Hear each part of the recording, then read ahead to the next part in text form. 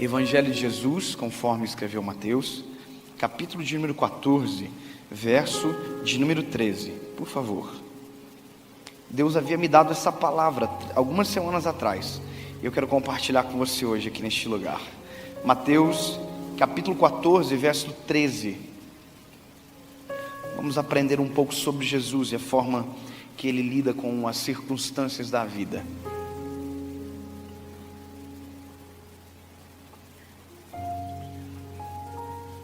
Gostei, legal. Tempo de criar algo novo. Uau, gostei. Mateus capítulo 14, verso 13. Vamos ler. Ouvindo o que havia ocorrido, Jesus retirou-se de barco em particular para um lugar deserto. Ponto. Você entendeu o que é isso? Ponto. Vou ler de novo.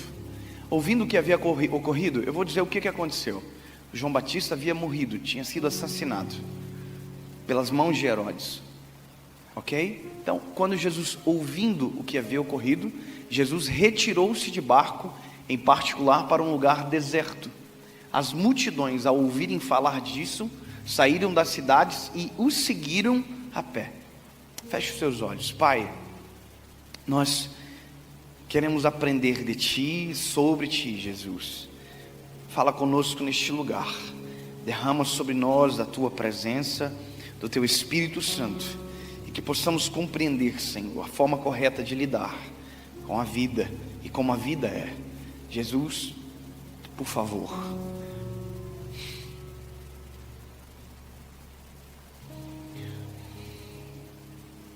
Por favor, Jesus.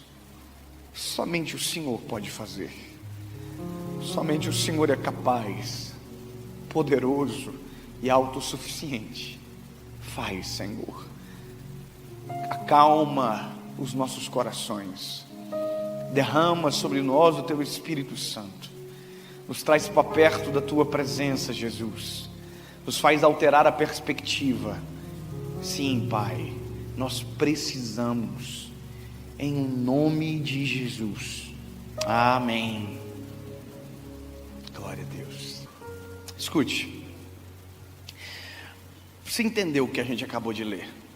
E você consegue fazer uma ligação com o cenário que vocês estão vivendo agora, que nós como nação estamos vivendo? Só que esse texto, ele não precisa ser temporal. Se não tivesse acontecido o que aconteceu alguns dias atrás, ele poderia ser pregado igual. Porque por mais que ele esteja correlacionado com um fato, ele também está correlacionado com a nossa vida. Ele também está associado a uma realidade comum, a nossa realidade, como ser humano. Porque nós precisamos aprender a lidar com a vida, com as crises da nossa história. E ninguém está imune de viver algo ruim, ou um dia mau. Sabe, não existe pessoas liberadas de o dia mau, da chuva, do sol. Todos nós estamos suscetíveis à realidade da vida. Eu não sei se você já ouviu isso, mas quando eu era menino, a minha mãe dizia muito que a vida não é um mar de rosas. Você já ouviu essa frase? E sabe, é verdade. A vida não é um mar de rosas, nem para mim, nem para você, nem para o bispo, nem para o mais crente ou para o mais desviado. A vida é igual para todos. A vida é a vida. Eu amo a Jesus, sou apaixonado por Ele, tenho um ministério, dedico toda a minha história a Ele, mas já sofri um capotamento, perdemos uma gestação agora. Ou seja, amar Jesus não me exime dos reflexos de uma vida. Até porque esse curto espaço de tempo que nós chamamos de vida, é realmente curto quando a gente amplia em detrimento da eternidade. Esse aqui é um tempo, a eternidade logo virá. A questão é que nós, enquanto estamos aqui, se nós não podemos nos livrar da vida, nós precisamos aprender a entender ela, ou a reagir ela de maneira coerente, saudável. O problema é, durante muito tempo, historicamente, nós aprendemos a ignorar as crises. Nós aprendemos a ignorar as nossas dores. Nós aprendemos a sufocar aquilo que deveria ser tratado. Nós tentamos fingir que nada acontecia. Durante muito tempo, e eu falo isso com todo respeito, autoridades espirituais não se curvavam perante a igreja. Você sabe, aquele dia que Deus falou com a igreja, aquela palavra poderosa, os pastores, líderes, não tinham a liberdade de ir para frente, dobrar o joelho e pedir oração, porque foram criados castas, de pessoas que precisavam mais e pessoas que precisavam menos. Então nós aprendemos a sufocar as coisas. Por exemplo, se eu sou crente, se eu sirvo a Jesus, a ótica de muitos é que eu não posso viver crise. Quando eu sofri um acidente de carro, eu me lembro que quando eu postei o livramento, alguém mandou assim: aonde Deus estava na hora do acidente? Porque as pessoas confundem as coisas. As pessoas não conseguem entender o que é a vida e que maneira nós devemos responder e corresponder a ela. E obviamente, se precisamos de um manual, a Bíblia é um manual perfeito. Cristo é o modelo ideal. E a fala de Jesus e a forma com que ele reage aqui demonstra muito mais sobre a humanidade dele do que sobre a divindade dele. E isso para mim é poderoso e é didático, é pedagógico, porque Jesus está me ensinando: filho, a hora que acontecer, aprenda a reagir. Já parou para pensar que se Jesus quisesse, ele poderia ter ressuscitado João Batista? Já parou para pensar que quem Herodes assassinou, assim como ele fez com Lázaro depois de 4 dias morto, ele poderia fazer com João Batista? Deixa eu refrescar a tua memória. João Batista é amigo de Jesus. João Batista, o primeiro contato que teve com Jesus foi no ventre da mãe dele. Já pensou que loucura? Isabel está grávida de João Batista no 6º mês. Quando Maria chega gerando Jesus, já gestante, quando ela saúda Isabel, a Bíblia diz que o neném que está dentro do ventre dela salta de alegria. Ou seja, ali nascia um vínculo poderoso e sobrenatural entre João Batista e Jesus. Sabe, João Batista é aquele ministério do nazirelato, aonde ele está recluso no deserto. A ligação dele não é na sinagoga, a ligação dele é no deserto. O ministério dele acontece onde ninguém enxerga. O ministério dele acontece onde ninguém o percebe. A Bíblia diz que Jesus o colocou como Elias de Deus. Aquilo que Elias fez no Velho Testamento, João Batista está fazendo no Novo. João Batista é a voz que clama no deserto. João Batista é a voz que proclamava a chegada de Jesus. Desde o primeiro dia do ministério de João Batista, o que ele fazia foi apresentar Cristo, a chegada, abrir o caminho. E a Bíblia diz que quando Jesus chega às margens do Rio Jordão, aonde João Batista está batizando, quem tem o privilégio de batizar Jesus é João Batista. Você já imaginou que coisa extraordinária? Olha o vínculo. A Bíblia diz que João Batista diz: olha, vem alguém após mim que é maior do que eu, cujo qual não tenho o direito de atar as alparcas. E esse era Jesus. E Jesus chegou e deu o privilégio para ele. Olha o vínculo, olha a amizade profunda, olha que coisa extraordinária acontecendo. E esse amigo de Jesus é assassinado. Esse amigo de Jesus é decapitado. E a notícia chega para Jesus após o sepultamento. Jesus não tem o privilégio de despedir. Então a notícia chega para Jesus, nós temos que pensar o seguinte: a notícia chega para ele e nós temos que entender que Jesus é homem, Jesus é humano, ele tem divindade, mas é humano. E se não fosse humano, não teria jejuado para ir para o deserto. Se não fosse humano, não teria chorado em João 11:35. Se não fosse um homem, não teria suado gotas de sangue. Se não fosse homem, não teria medo na cruz em dizer: Pai, por que me desamparastes? Se não fosse homem, não teria demonstrado humanidade. Se não fosse homem, não teria dito para nós: ei, tem de bom ânimo, porque eu venci o mundo. Ele não está dizendo: eu venci como Deus, eu venci como homem, eu venci a parada toda. Pode olhar para mim que vai dar certo, pode olhar para mim que vai conseguir. Sabe, o ensinamento dele é como Deus, mas a prática dele nos ensina como homem. Ele venceu. Agora você imagina o conflito de Jesus ao receber uma notícia como essa. O lado divino dele tem poder de ir aonde João Batista está e colar os membros.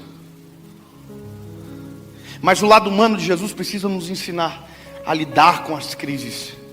Isso aqui eu acho extraordinário, porque a partir de agora começa uma lição totalmente diferente do que a gente ouviu a vida inteira. Deixa eu te contar com todo respeito. Ouvi uma história agora, semana, de alguém que foi traído, sofreu adultério dentro do seu casamento. E quem aconselhara na minha frente essa pessoa. E ela dizia assim: olha, continue pregando, que Deus vai te dar vitória. Continue fazendo, que Deus vai te dar vitória. Não pare. E aí quando a pessoa terminou, eu chamei e falei assim: esse não é o conselho certo. Não é para continuar, é para parar. Como assim? Eu vou morrer? Não. Você está respeitando o tempo. Durante muito tempo, a gente não aprendeu a respeitar a nossa humanidade. A gente começou a internalizar as coisas. Tem gente que vive hoje, que é amargo, que briga no trânsito, e você não sabe, mas aquilo é reflexo de doenças maiores dentro. Gente que não sara as feridas, gente que não permite que as dores sejam sepultadas, que carrega como um sepulcro caiado a dor. Sabe, eu conheço pessoas que choram a morte, que choram as percas, que choram os fracassos, as falências até hoje. Foram anos atrás, mas como continua andando, a única coisa que ele tem tempo para fazer é reclamar, é ser saudosista. Ele não se sara porque não para e não se respeita. Sabe, eu vendo quem estava aconselhando, parecia tão lindo, tão bonito, mas não é a lógica do ser humano. Nós não podemos fingir que nada aconteceu. Nós não podemos passar por cima, porque quando passamos por cima, estamos passando por cima do nosso coração. Nós estamos fingindo. E aí quando você olha para a história, você percebe que nós fizemos isso durante muito tempo com muita coisa. Você acha que porque não se ouvia muito tempo atrás sobre rejeição à lactose, as pessoas não tinham? Você acha porque não se ouvia muito tempo atrás sobre depressão, as pessoas não tinham? Você acha porque não se ouvia muito tempo atrás sobre síndrome do pânico, as pessoas não tinham? Meu lindo, desde que mundo é mundo, síndrome de pânico existe. Desde que mundo é mundo, depressão existe. Desde que mundo é mundo, problema de saúde existe. A questão é, quando se tem um diagnóstico, se tem a notícia. Então hoje se tem um diagnóstico, mas só se tem um diagnóstico porque alguém parou para olhar e dizer: isso aqui tem algo a mais. A gente chamava de demônio depressão, o médico chama de reposição hormonal. Pastor, deixou de ser demônio? Não, a gente começou a ser coerente. Antigamente chegava alguém com depressão, triste, a gente colocava a mão e dizia: demônio da tristeza, nós te repreendemos. Existe emocionais, existe espirituais, existe. Mas eu não posso dizer que tudo é emocional, que tudo é espiritual. Existe, tem que ter equilíbrio. Hoje eu olho para a pessoa e digo: meu lindo, você já procurou um médico? Eu vou orar por você, mas você já foi no médico? Se você fazer uma reposição, às vezes, de dopamina, de serotonina, você pode melhorar. É uma reposição básica, simples. E a pessoa diz: meu Deus, mas eu pensei que era demônio. Pois é, a gente foi criado a esconder nossos problemas atrás de crises espirituais. A gente não se sara quando ignora. A gente não se sara quando se menospreza. Hoje, no mês de outubro, milhões de mulheres estão deixando de morrer em dias seguintes, simplesmente porque estão indo na frente do espelho, colocando a mão, se tocando para ver se não tem algo. Porque prevenção evita de doenças futuras. Tudo que é tratado no começo, tudo que é olhado com respeito no começo, me livra de problemas maiores no futuro. Nossa vida não é uma dor, é um complexo de cenários. Sabe, hoje eu me assusto com tanta gente que anda em estopins. Já viu que uma faísca explode? Eu estava no shopping saindo há 2 semanas atrás, pastora. Eu estava no meu carro aqui, eu saí do shopping e parei. Aí parei no carro e fui mexer no meu celular para colocar no GPS o endereço que eu precisava ir. Um carro parou atrás e buzinou. Falei: caraca, meu Deus do céu, eu já vou sair. Aí eu olhei e fiz assim: desculpa. Aí a mulher não viu, uma mulher e outra mulher no carona. E aí elas passaram por mim, eu abri o vidro assim, sorrindo e disse: me pede desculpa. A mulher colocou a mão para trás e para fora e pá, você sabe. falei, caramba, eu estou pedindo desculpa, não provocou absolutamente nada, mas olha como as pessoas estão enfermas. Sabe o que é isso? Isso é o cheiro da lepra. Isso não é a lepra, isso é o cheiro. Sabe, todos esses sintomas não são as doenças principais, isso são cheiro de uma doença maior na alma. Esses dias eu estava eu e minha esposa no carro, um carro parado na frente, agora quem buzinou foi eu e minha esposa. O semáforo abriu, o carro não abriu, sabe buzinadinha de aviso? Aquele, não, saiu 2 caras dentro do carro para vir para cima de mim. Eu estou muito, meu Deus. Falei, dei a ré aqui, ó, vazei. Falei, tá maluco, eu vou ficar para apanhar? Porque com certeza eu ia apanhar. Mas sabe o que é isso? Isso são sintomas de pessoas que estão vivendo em crise, andando em crise, correndo em crise, vivendo em crise, não se respeitam. E aí eu olho para Jesus, e o exemplo dele é totalmente o oposto da nossa prática. Enquanto a gente pensa que tem que continuar, enquanto a gente pensa que tem que fazer, a Bíblia diz que Jesus, que tem a missão de nos salvar, ao receber a notícia, Jesus entra dentro de um barco e em secreto, sozinho, vai para o meio do mar. Já parou para pensar que o modelo de Jesus resolver é o ideal e que para a gente, historicamente, demonstra fragilidade? Já parou para pensar que Jesus nesse momento não está pregando para ninguém, não está evangelizando, curando ninguém, Ele está sarando a si próprio, Ele está se encontrando, Ele está se reconhecendo, porque se Ele não se sara lá, a gente estaria morto aqui. Se Ele não se recupera lá, quem estava na praia esperando não seria curado. Meu lindo, não tem como continuar qualquer missão se dentro de nós houver uma crise, houver uma tempestade acontecendo. Tempestades foram feitas para serem aplacadas e não, administradas, e não alimentadas. Posso te dar um conselho? Chega uma hora, você tem que parar de falar. Chega uma hora, você tem que parar de ser portador de uma notícia. Resolva-se, sara. Chega uma hora e diz, irmão, não precisa mais falar disso. É ignorar? Não, é sarar, é viver o processo. Se você precisa de pausa, e agora eu estou tirando todo o cenário que aconteceu essa semana, estou falando da sua vida, estou falando de você. Chega uma hora que nós temos que nos olhar e precisamos nos sarar. Há um livro do John Bevere chamado A Isca de Satanás, e ele fala no livro algo interessante. Ele diz que o maior problema da igreja é a pessoa ofendida, é a ofensa. Gente que anda carregado porque não se sara, gente que anda carregado porque não perdoa, gente que anda carregado porque não consegue administrar uma crise, no sentido de vencê-la. Quantos de nós que vivemos dias dramáticos, não dormimos mais direito, não conseguimos colocar a cabeça no travesseiro e dormir, mas mesmo assim estamos tentando dormir? Será que o ideal antes de dormir não era tentar acordado, tentar resolver aquilo que está tirando o nosso sono? Será que o ideal às vezes não era um pouco de silêncio? Será que talvez o ativismo não precisava ser paralisado pelo respeito àquilo que nós somos humanos?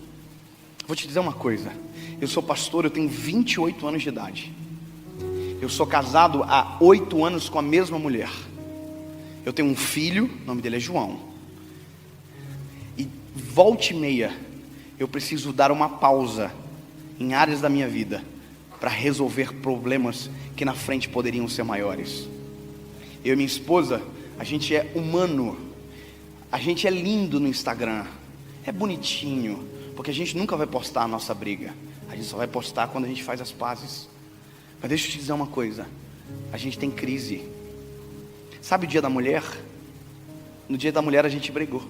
Olha que engraçado. Tivemos um conflito. À noite, eu fui deitar, estava no quarto de visita, deitado, mexendo no celular. Pensei o seguinte, sabe uma coisa? Se eu ficar aqui, eu estou abrindo uma brecha para que aquilo que começou pequeno, amanhã seja ainda maior. Pausar para resolver as pequenas crises, os pequenos conflitos. Nada começa grande, as coisas começam pequenas. Eu voltei para o meu quarto, deitei no ladinho dela, meu filho estava no nosso meio. Peguei o meu pé assim, ó. Aqui, ó. Encostei nela. Ela olhou para mim assim, abriu um olhinho, olhou para mim, fechou. No outro dia eu ia viajar. Tinha uma carta dela na minha Bíblia e tinha uma carta para ela também. A gente precisa resolver as nossas crises. Você vê como a vida, ela precisa ser parafraseada para que a gente entenda que tudo às vezes é nada e que nada às vezes é tudo.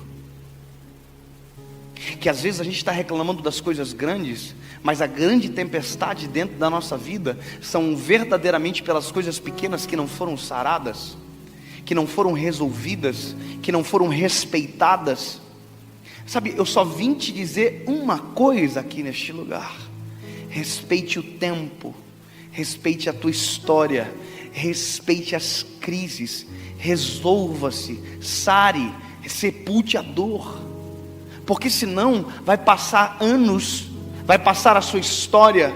E lembra, eu estou desconectado de uma realidade que aconteceu agora. Eu estou falando da sua vida como um todo. Você precisa sarar.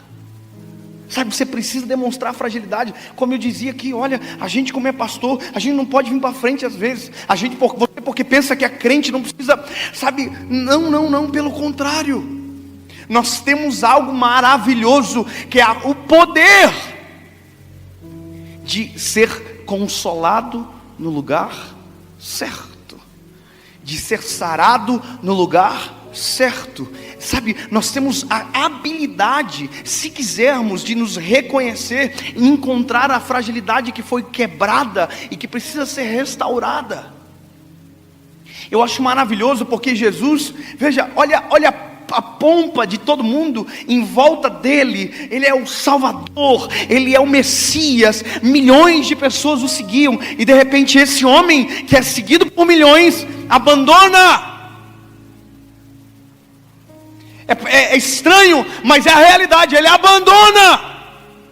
Os discípulos não estão no barco, a multidão não está no barco. A única coisa que está no barco é ele e o luto dele. É ele, a crise dele. E aí eu quero te dizer uma coisa: eu não sei o que aconteceu no barco. Ninguém sabe o que aconteceu no barco, porque o que foi resolvido não foi feito para ser proclamado. O que aconteceu no secreto dele não foi contado para ninguém. Eu só sei que houve um secreto para que aquilo que estava doendo fosse sarado. Houve. Eu só posso imaginar o que aconteceu. Baseado na própria palavra, baseado na experiência de Jesus e como ele age, eu posso dizer, Jesus deve ter chorado durante muito tempo. Provavelmente a crise de Jesus, provavelmente, eu estou dizendo do ponto de vista meu, era assim: eu saber que eu posso ressuscitar, mas se eu ressuscitar, eu estou ferindo um princípio de supremacia de uma vontade maior. E essa lição a gente não poderia dar hoje, porque veja, há poder nele, mas agora não há poder nenhum. Só um homem de luto dentro do barco. Só um homem que não está pregando, que está dentro do barco. Você imagina que enquanto Jesus está tentando se resolver, tem uma multidão seguindo ele pela praia. Eu não sei se Jesus olhava para a praia da onde ele estava, mas a multidão provavelmente olhava para ele da onde ele estava. Às vezes há uma insensibilidade por parte das pessoas que nos exigem que a gente não pare, que a gente continue, que a gente finja que não está acontecendo. Você já imaginou que Jesus está se resolvendo e tem uma multidão na praia dizendo provavelmente: vem logo, Vem logo, nós temos os nossos problemas. Deixa eu te dizer uma coisa, meu lindo. Eu tenho uma vida, eu sou um ser humano. Eu não posso interferir na vida de alguém enquanto dentro da minha história estiver em luto. Eu não tenho como sarar alguém enquanto tiver uma ferida aberta dentro de mim. Você tem que aprender, não adianta tentar ser bálsamo para alguém enquanto o bálsamo não atinge você. Não tem como. Eu demorei para aprender isso. Eu demorei para aprender a me identificar. Sabe? Mas quando você olha para isso aqui, isso é libertador.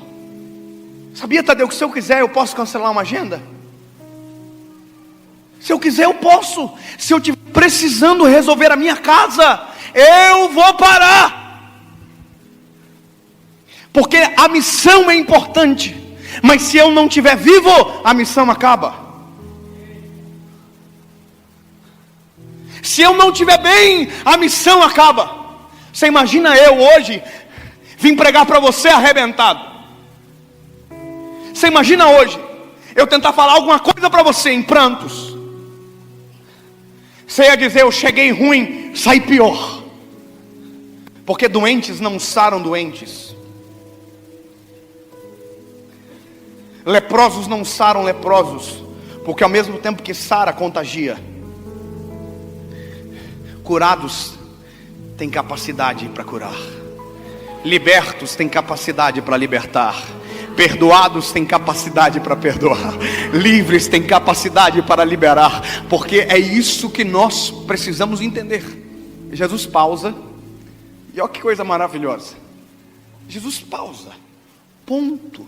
O ponto está dizendo, acabou aqui. Encerrou a sentença. Não é mas, não é porém. Não, ponto. Não tem um verbo de não, acabou. Sabe, não há um hiato no meio de ligação, não, é um ponto. Jesus foi para o meio do mar, no secreto, ponto. E o resto, ponto. Não há conexão da primeira fala com a segunda fala, é ponto. A segunda fala é um início, não é uma continuação.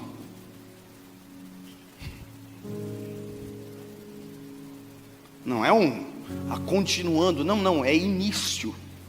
É uma nova sentença, é uma nova frase, uma nova oração, como queira. É novo. Aí só que o novo é fantástico.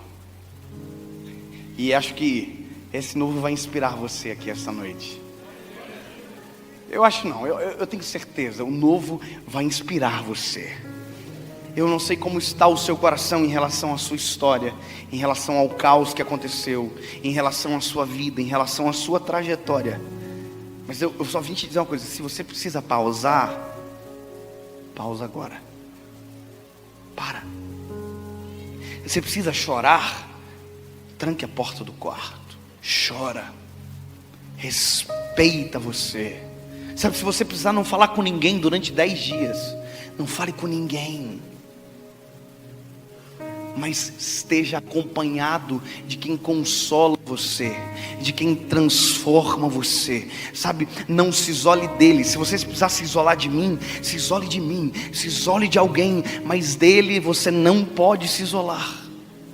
Mas permita-se sarar. Ponto. Entendeu? Ei, ponto. Quando acabar, acabou. Ponto. Pastor, não dá para apagar da memória. Não dá para apagar da memória, mas dá para passar por ela sem doer. É possível. É um exercício, mas é possível.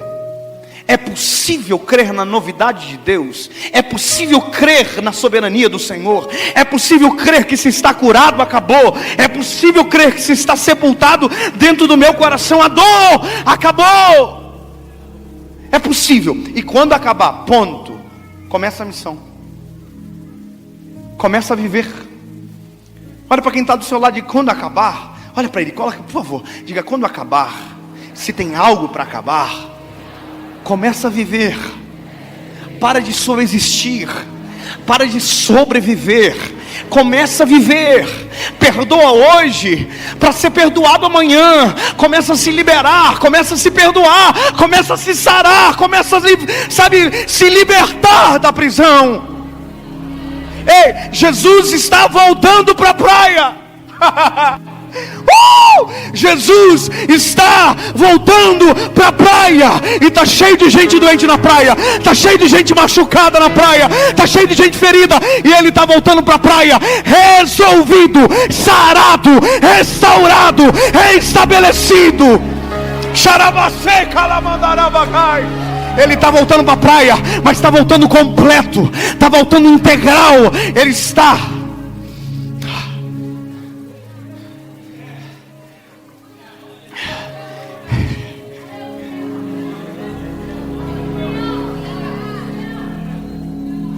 Jesus chega na praia, e a Bíblia diz que Ele é movido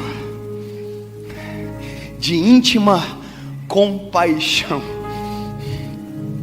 Ele vai fazer pelas pessoas aquilo que Ele não pôde fazer por João Batista. Mas só para você lembrar, a crise acabou no meio do mar.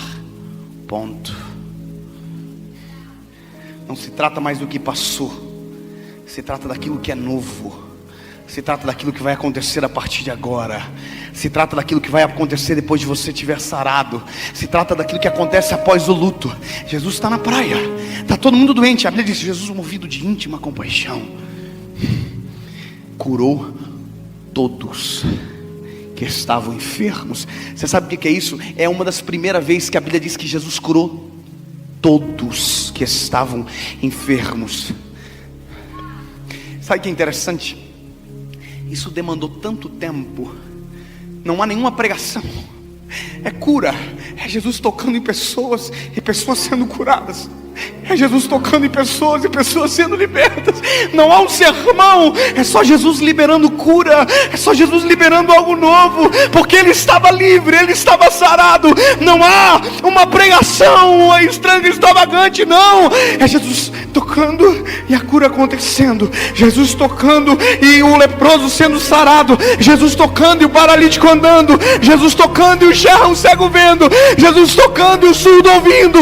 Jesus estava fazendo, e a Bíblia vai dizer que chegou uma hora que a noite caiu.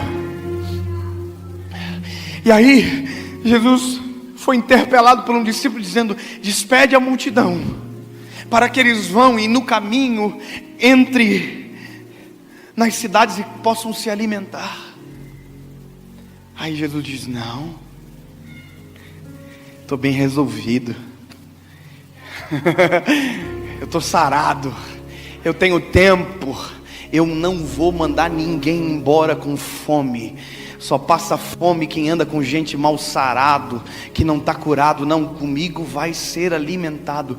Busca o que tem.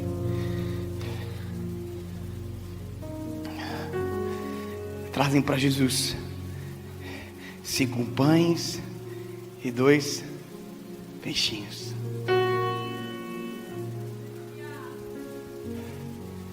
Oh, aleluia, Tu és santo.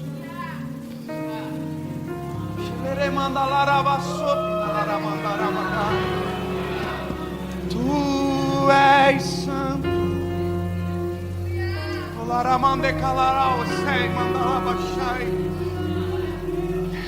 Quem estava curado agora seria alimentado. Oh, aleluia. Há uma canção que diz: quem poderia imaginar que o menino iria ajudar a alimentar uma multidão. Você já ouviu essa canção? O que ninguém sabia é que quem estava alimentando naquele momento é alguém que tinha sido reestabelecido há pouco tempo atrás. Jesus é o autor do milagre, mas porque antes viveu um processo individual de restauração. Eu quero dizer para você, essa noite, quem vai viver o milagre é você. É você que está aqui. É para você. Às vezes a gente vem para o culto e diz: ai, como eu queria que o fulano estivesse aqui. Ei, eu trouxe você. É para você. é para a sua história, é para a tua vida, é para você. Oh, Jesus.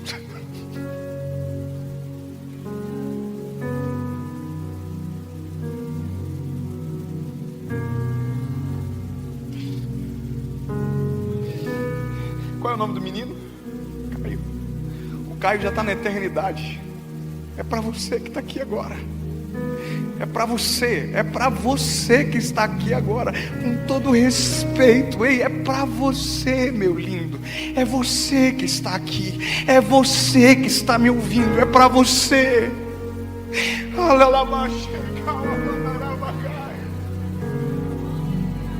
É tempo de sarar o teu coração. Eu vou fazer uma pergunta só.